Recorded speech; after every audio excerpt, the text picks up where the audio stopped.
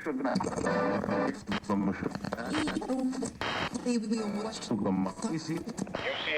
proudly presents the UComs podcast.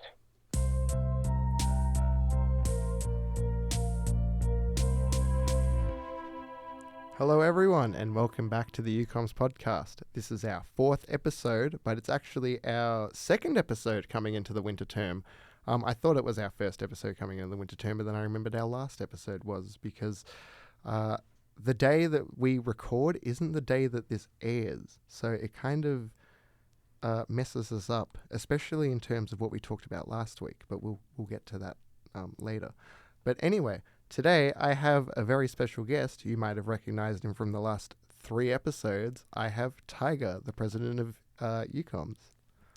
Hello, I'm a third-year communications student, and I'm also the president of UComs here for my 4th episode in a row to keep the streak alive. Happy to be here. Cool. I don't think we need to say that you're a third-year student anymore because, again, this is your fourth appearance on the podcast. So I think that all of our listeners have gotten to know you pretty well, Taiga. Well, about 2 listeners, I'm sure, who are out there somewhere. Look, I listen to every episode every week. So there's one more person besides you, I'm sure. Yeah. But so I guess the first thing we'll get into is the UComs news. I know that it's a bit quiet at the moment because it's winter term, but Taiga's here, so I thought he could give us a quick update on UComs and how it's going. Now, it's very unfortunate to say that I don't have any news to announce right now. We are planning as a society to get snacks in room 9B16 for short periods over the day as a snack break in the winter term, and we will update you as soon as possible. And remember, follow us on Instagram at UComm Society, UCOMMSSOCIETY, all lowercase, all one word, to see any of our new updates. Cool. And we still have the Wix site going, I believe? I believe our Wix site is still there. Search up UComm's Wix site. You should be able to find it. That will have our updates. It'll have our upcoming activities. It will have snippets of this podcast on it. Ooh. And it will also have examples of advertisements that will be useful to know for assignments or classwork. Yeah, cool. Is that it? I think there's a lot of things on that website, but those are just the highlights. Okay, cool. And we can get to the website through the Instagram as well, yes, can't we? Yes, is one of the links on our page. Okay, cool. And so I guess now we're just going to do a quick little recap of what happened last episode. Last episode we talked about AI, its effects on communications-related jobs. So what did you think about last week's chat? I think if one person has AI, they probably could do the work of 2 or 3 people in various different roles. And that scares me. I've seen lots of complaints of copywriters being very worried that AI is going to take their jobs. Oh, okay. And we also spoke about AI being used in the court system too, which I thought was a really interesting use case for AI, especially now, this year. What did you think of that? Well, I think we were talking about various things. Obviously, it was really interesting to have that person have, I believe it was the family of the victim use AI to create an AI version of the victim who had passed away tragically to make a case to the court. That seems I think that might be a very common trend coming in the near future. It does ask a few questions, like, is this allowed? Is this... Yeah, I think it raises a lot of ethical considerations about AI, the use of AI. But we also spoke about the election, which I thought was a fun little topic that we spoke about. So, and especially the brain rot tactics that Labour was using to win the election, I should say, and how effective they were. But I guess by the end of it, they weren't as effective as they were at the start, just because they were diminishing the brand. And then we spoke about Duolingo and diminishing the brand there through, I guess, just brain rot. And I guess people not seeing Duolingo as the language learning app, but people seeing Duolingo as the owl to hate. So But there's been a bit of an update on Duolingo. I don't know if you've heard, Taiga, Yeah. about Duolingo. In the past couple of weeks, since our last episode, they've been in the news. So their CEO, his name's Louis von Ahn, he released a statement saying that he's going to replace all of the contract workers with AI where it's possible. This has led to another increased boycott of Duolingo because people obviously like supporting people. I read Reddit posts about people who currently work at Duolingo wanting to resign and whether they should resign early just based on the fact that these CEO statements. But then all of their social media was removed on their main platforms. And a very ominous post was put up a few days ago. So I won't speak about the post here because copyright and all that stuff. But it was really, I guess, really interesting to me to delete all of your social media, to say you're replacing workers with AI, to essentially instigate a boycott against yourself and then start this essentially new ominous, I guess, advertising campaign. I guess we're just seeing the start of it now, so we're not too aware of what's happening, and I guess I haven't done as much research as I should have coming into this episode. But all of the regional accounts are still meme accounts. So especially, I don't know if you know, but the Duolingo Deutschland account is the biggest meme account of them all. Biggest out of all meme accounts or just all Duolingo meme accounts? All the Duolingo regional accounts. Yeah, so they're the biggest memers. So if you go on Instagram right now and just look up Duolingo, I'm sure Deutschland's going to be one of the top hits.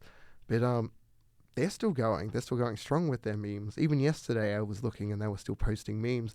So I was wondering, Taiga, what you thought about Duolingo's current advertising strategy and what they're doing.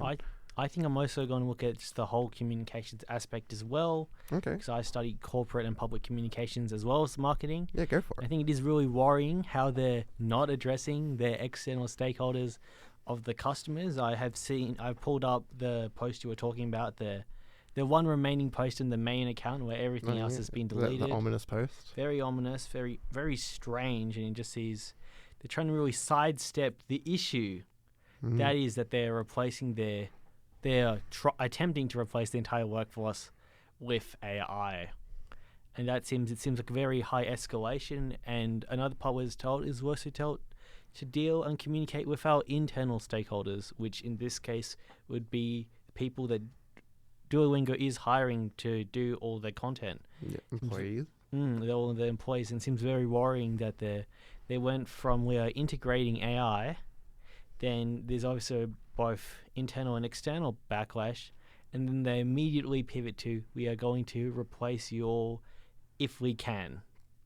And it seems a very big crisis because they're very, as you know, they market themselves as a fun brand.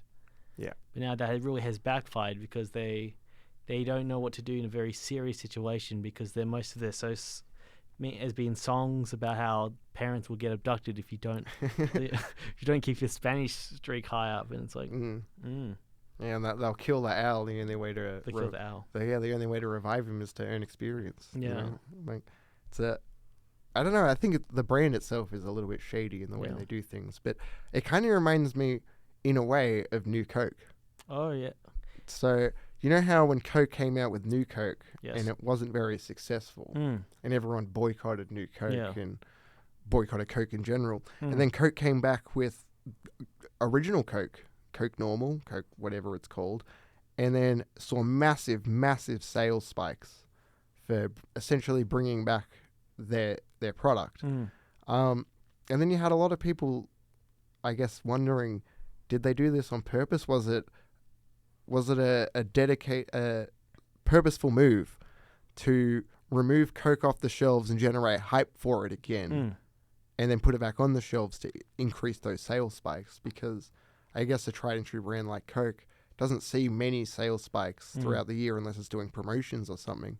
So yeah, I was wondering if maybe they were doing something akin to that, where they're trying to generate a lot of talk about themselves to come out with a big announcement and saying like, hey, we're not actually going to replace our workers with AI, but we're going to use AI to introduce all this new stuff. Because they have also, introduced, I think, 146 courses or something like that in the last week, and all of those 146 courses were created by AI.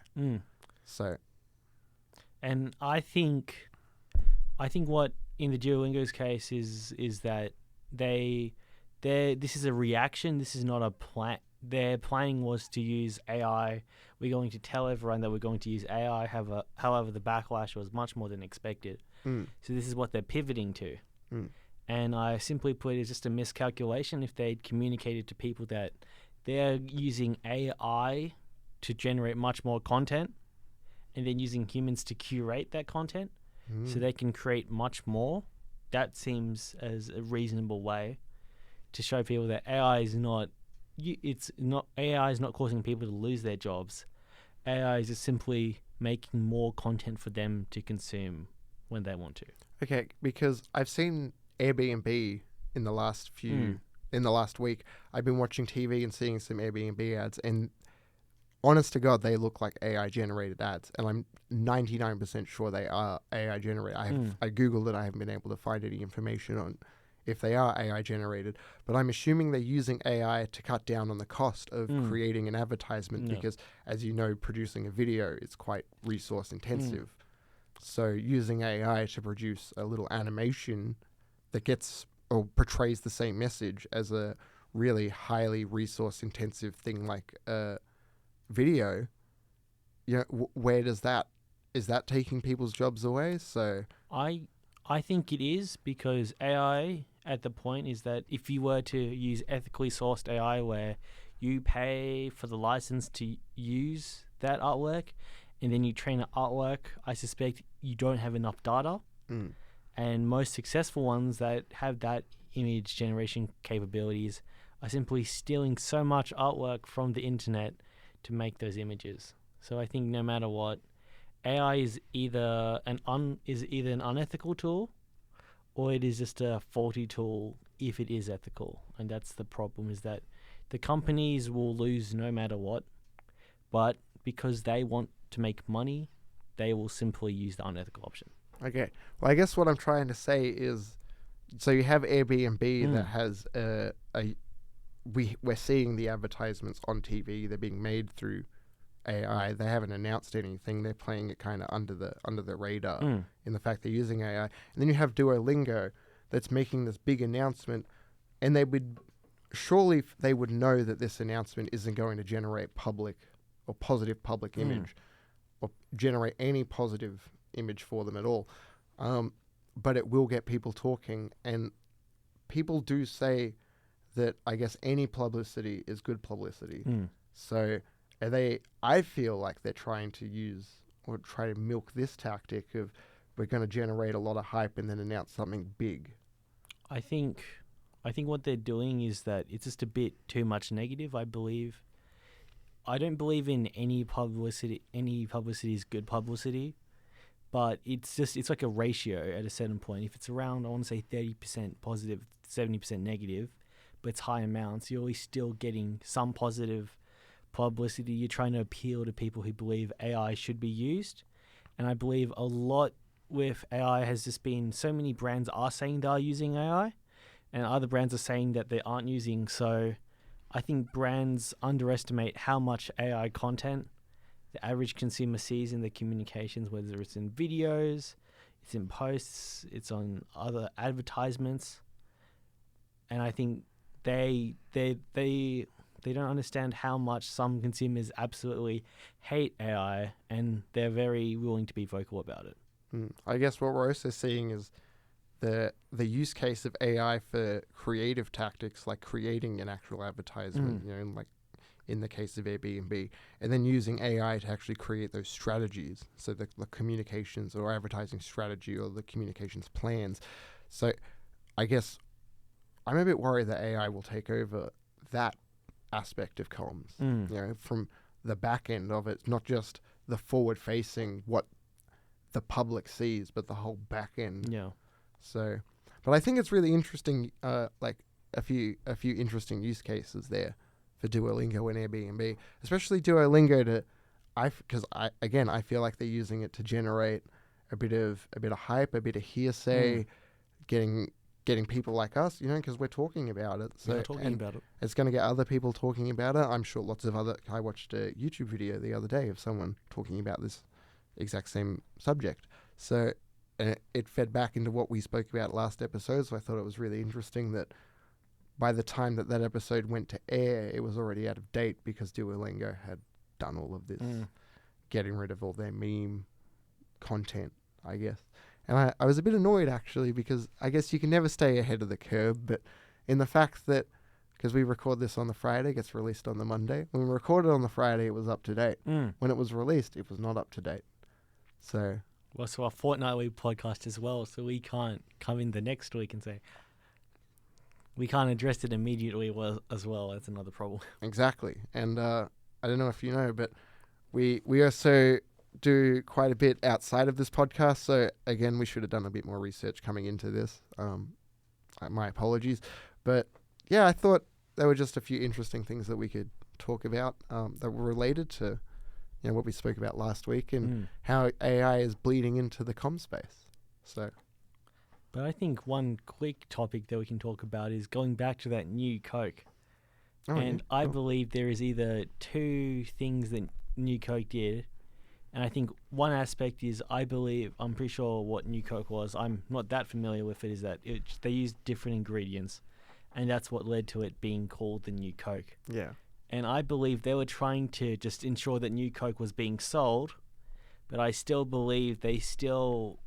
obviously had old Coke being made up until the release of that, and they simply kept it back as a precaution in the event that they react badly. And I believe that's what happened, is that they were fully trying to get New Coke to do it, and that's why they made that big marketing push.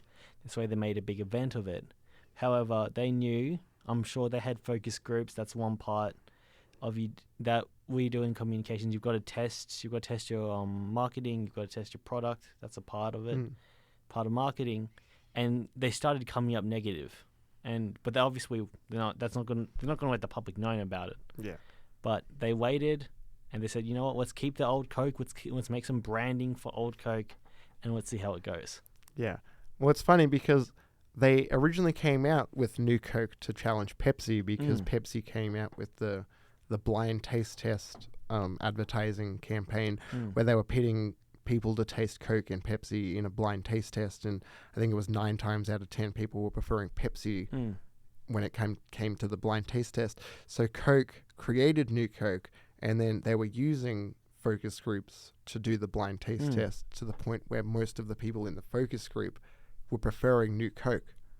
But then when it came to market, the fact that it was a brand that had been around for so long, built such a reputation, had such a loyal following, and was a very, I guess, a cash cow of a brand, to completely 180 and change what made them known. I think I'm still on the side that they did it on purpose. But that's just me. However, I believe what simply happened with the new Coke and the big push from the old Coke was, as you said, it was about that loyal consumer base. That is what led to it. And that actually, I have another example of this, is that for anyone listening who has been to Japan and has seen the family restaurant chain of Royal Host, and what happens is that they're a very iconic brand. I myself have gone there many times for breakfast or dinner when I was in Japan. It mainly serves Japanese-style Western food. However, they did a TV show, a special event where they had chefs judge the food, the highest top 10 selling items at the restaurant.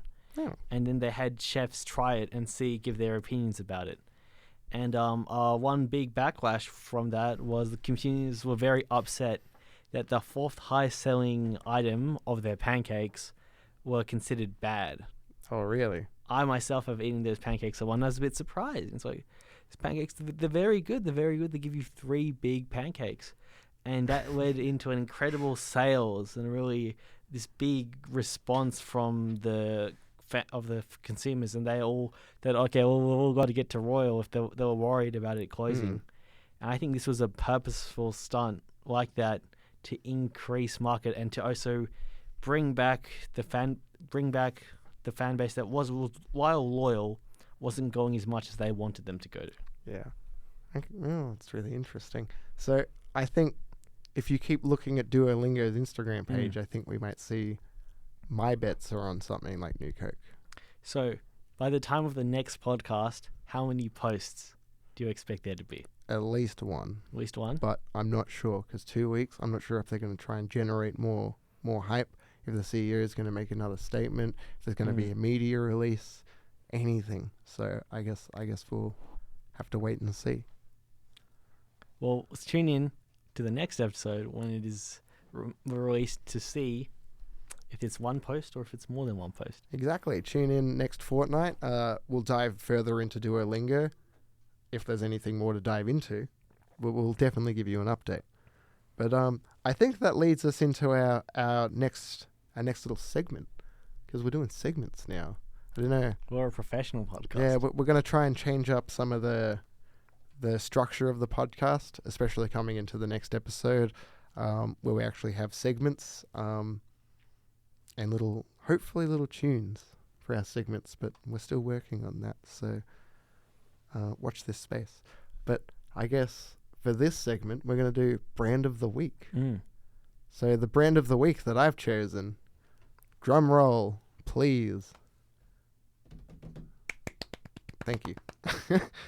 Is JB Hi-Fi. Yeah, I don't know. Very iconic brand, I think. But did you know that they use a font to mimic the hand-drawn style? I did not know that. Yeah, okay. So I think JB Hi-Fi is a really interesting case study, because it's essentially branding through anti-branding.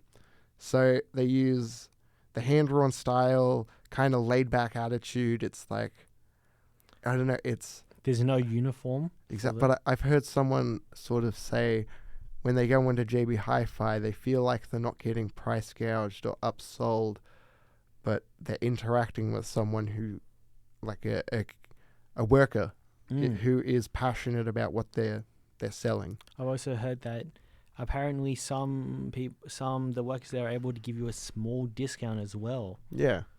And I think also, obviously, they have their policy of matching it. So I think that leads to what you said of creating their brand of you're going there to get a good deal and not get price gouged. Yeah. So JB Hi-Fi was started in 1974 in Victoria. Did you know what the JB in JB Hi-Fi stands for? Yes, I'm sure. Flashback to the trivia quiz that UCOM's held, if any of the listeners are there. It is John Barbuto, but I do not know how to spell it. It is John Barbuto. So anyway, I just wanted to speak about their branding for a minute. So I guess through that use of messy, sort of hand-drawn, down-to-earth aesthetics, they're trying to convey a sense of value to the consumer. And it's really worked. Because, I don't know if you know this, but JB Hi-Fi actually owns the Good Guys. They own the Good Guys? Wow. Yeah, so JB Hi-Fi owns the Good Guys. So that was their main competition. I think they bought them back in 2000. It was the 2010s. I don't know the exact year. But they bought out the Good Guys. And then they've essentially monopolized the competition. But no one speaks about this either. So their only competition now is Harvey Norman. Well, I would say their biggest competition is Harvey Norman, in terms of the fact that they sell quite a wide range of electronics. Because I also don't know if you know this, but JB Hi-Fi started out as a tiny little store, as we spoke about, 1974 in Victoria. Tiny little store dedicated to just hi-fi equipment. And he's had that branding since day one, since 1974. Part of the name. John, what's his last name? name? John Barbuto. Thank you, Taiga. So that branding has been part of the image of JB Hi-Fi since day one, since it was a tiny little store. But they've expanded out into selling specialized hi-fi equipment, to selling drones, to selling guitars, to selling vinyl, to selling white goods. So you can go there, buy a fridge, you can buy a washing machine. And I thought it was really interesting that they went into white goods, because the pricing strategy of white goods is a bit different to the pricing strategy of other electronics. So white goods have a much higher margin, because I guess they last a longer time. So it was really interesting for JB Hi-Fi to move into small margin sort of electronics like televisions, not cassette players, vinyl players, CD players, DVD players, like all those sorts of things, Mm. home stereos, and then move into white goods. So, and a real big change in branding as well for that. Well, not change in branding, but change in how they marketed themselves, because you don't want to seem like, hey, I'm a dodgy little No. like store. I'm an actual, like, I'm a big player in this. So I don't know, do you think it's the authenticity of using that down to earth sort of branding style with the hand drawn fonts and the signs that I assume are still hand drawn? I think it is the authenticity of the brand. I think it's the hand drawn aspect. I myself when I was in Belconnen, I obviously, when you go up the escalator at a certain part, you will go past JB. I saw Yeah. a hand drawn sign for a product. Oh, what I do, but I think another aspect is they're constantly expanding Yeah. of it, because you mentioned a lot of things. I remember when I bought a Nintendo Switch there so many years ago. But they're like, even though they've got these household things, they're always expanding. I saw a hand drawn sign for the Magic the Gathering cards, which is cool. very strange to see from a JB Hi-Fi, since they, it's a place you think, oh yeah, I buy computers there. I buy, I'm going to buy a washing machine there. But wow, that's a big product range, and I think that's part of their success, is that because they have such a multifaceted brand, is that no one's going to be no two people are going to think the exact things of what they would buy from JB. Well, they don't even. Some of the stuff they sell isn't even electronics. Like they sell board games and toys. And I bought a beanie from JB Hi-Fi. It had a band, like it's a band beanie. It was in the music section. But I bought a beanie from JB Hi-Fi, which I think even going back 10 years ago, you'd think like, oh, I'd never be able to buy a beanie from JB Hi-Fi. No. I'm going to go in there to buy CDs, Or buy DVDs, buy a lamp, maybe. PlayStation games. Yeah, but I saw online that people were saying that when they moved into white goods, it had diluted the brand to the point that they weren't going to shop at JB Hi-Fi anymore. So do you think that they're moving into white goods and becoming an all-in-one consumer electronics store for not just general electronics, but for specialized electronics like white goods? Do you think that diluted the brand or increased the brand? I think it fundamentally changed the brand. Is that it wasn't specific electronics, as you said. It's as a whole electronics, and I think overall that is better for the brand, especially since they've bought one of the competitors, but they don't have it linked. So even if people go to another store, it could very well be one of their own. I think in the future, it's better to be known as the electronic store in this age of technology. Yeah. Well, another interesting thing that they do is their pricing strategy, I think, because when you think of the quality of JB Hi-Fi, I think they've got a bit of everything. Yep. So when you think of their flea market, like their owned brands, so things like Flea Market, I think that they're really low quality. When I go to buy something, I'm not looking at a flea market product. A flea market product is probably an impulse purchase that I'm going to make behind the counter. That's mostly where they are. They're in the right in front of the counter section. Or, hey, this is the $20 vinyl player that they have in the little snake line as you line up. But then they have the really expensive high-end brand names. So they're flicking between the really low end, the really high end. And then on top of that, they use a dynamic pricing strategy where they're always looking at qualitative data as like how many people are buying it, who's buying it, what are our competitors selling it for, how many people are buying it through our competitors. So they're gauging all this quantitative data and then using that to dynamically price items. So a product could be a different price the next day, even based on so many variables based on the market and their competition. And I thought that was a really interesting thing as well, just to learn about how JB Hi-Fi not only brands itself and markets itself, but how it prices its products and then how it advertises that pricing. So it's always the cheapest. What's also interesting is that even though with its dynamic pricing, if you pre-order a good, in my experience, they do tell you that if it goes down, you will get the money back. So I think that incentivizes consumers to like, if something's upcoming and you can pre-order it from somewhere, I think they might actually consider JB because the prices do change. However, they'll always give you the lowest price, and that feeds back into their brand of being a good deal for the Australian consumer. Oh, JB, you've done it again. Exactly. And another interesting thing I kind of wanted to pick up on was their internal, I guess, their staff. So I spoke about it a bit earlier. People see their staff as passionate, so they're not going in there to get a upsold something. They're going in there to get behind the counter deal, so that only the employee can give them. And then the employees that they hire, they don't have to wear a uniform, but they get sort of put into an area that they specialize in. So Taiga, if you're really into Nintendo Switch and games, you would get put into the gaming section. And so they're trying to make that whole, I guess, consumer experience authentic from start to finish. From the moment you walk in to the moment you walk out, that whole awareness, the consumer funnel is followed through from awareness to desire to action to loyalty. So, and it follows through because I just thought it's a really, I think, kind of perfect way that they've done it. But in a way that I mentioned earlier, they've created a monopoly. So, and I guess that feeds into, I don't want to speak bad about Australia, but we have a sense that we find one thing that we really like and we stick with it. So we've only got 2 supermarkets, we've got 4 banks, we've got 1 airline.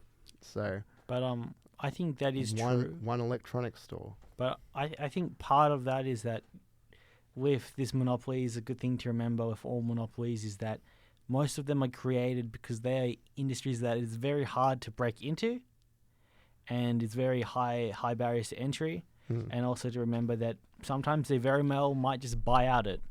Yeah. That's something like, even though it's like, I think the airlines is a great example of this, is that, it costs a lot to maintain a fleet of planes. And even if you think you're not flying with Qantas or Virgin, I'll fly Jetstar. No, because that's owned by Qantas. When you're still using Qantas planes. And sometimes when you book through Qantas, you're booking through Jetstar or Virgin anyway. So, and I think that's part of it, is that I think when it comes to branding, is that it's always good to not always necessarily brand everything as something that is owned under a head brand. And that also, it leads to the advantage of people might think they're trying a different option, or they're trying something going against the grain when they in fact are not. So like sub-brands under a big umbrella. Yeah. Yeah. There's a lot of instances like that.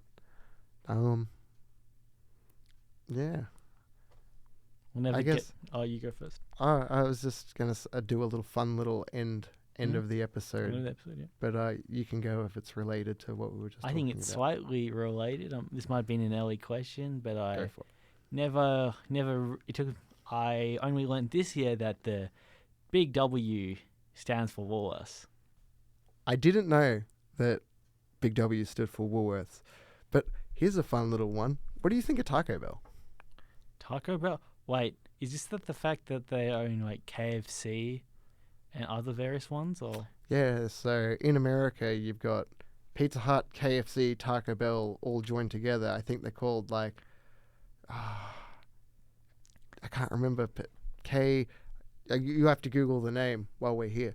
So essentially they've got all 3 restaurants in the same building.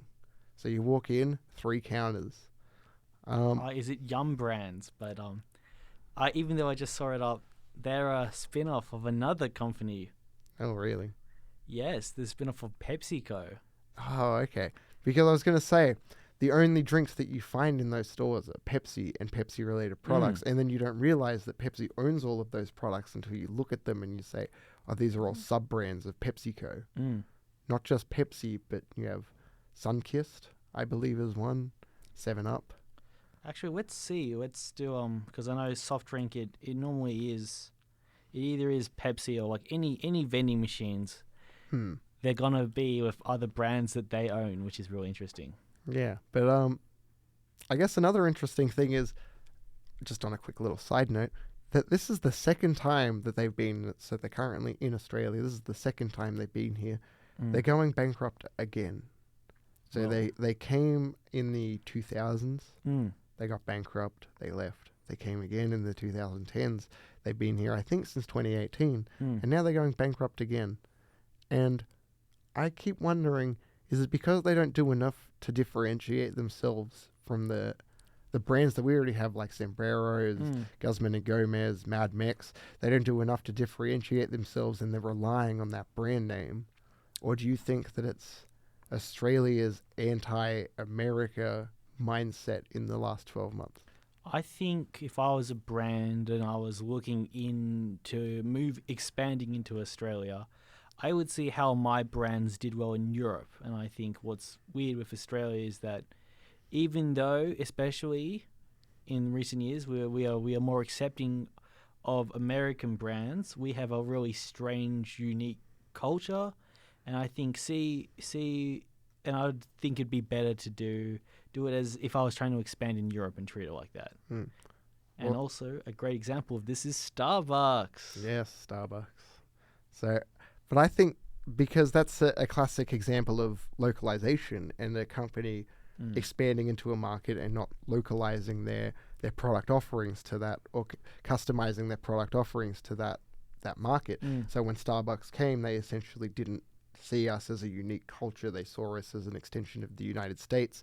They offered us the same menu as the United States, not knowing that, hey, we actually like coffee. We take coffee seriously. We don't just drink a sugar syrup flavored coffee or a sugar syrup with a slight coffee flavoring, I should say. We drink the, I guess, European standards, so to speak. So, yeah, they come here and they don't localize. But I guess that's another reason why Macca's, Hungry Jack's, or Burger King, Subway, but they've all come here. They've localized their menus. They've customized their product offerings to fit our local markets. Macca's, again, McDonald's has become Macca's. Yeah. Burger King is Hungry Jack's. That was a bit of a different scenario, but I think it has worked to its favor.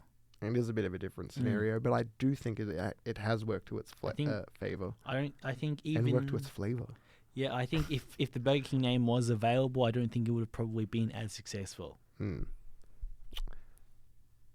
Cool. Do you have anything else to add? I think that's it.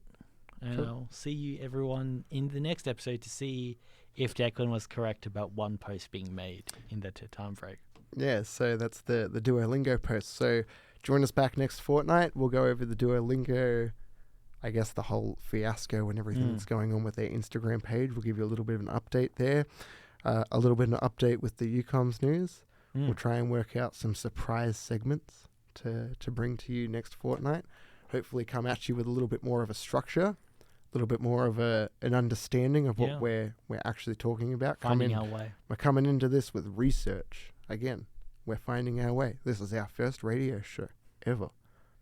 But thank you so much for listening, and we'll catch you in the next episode.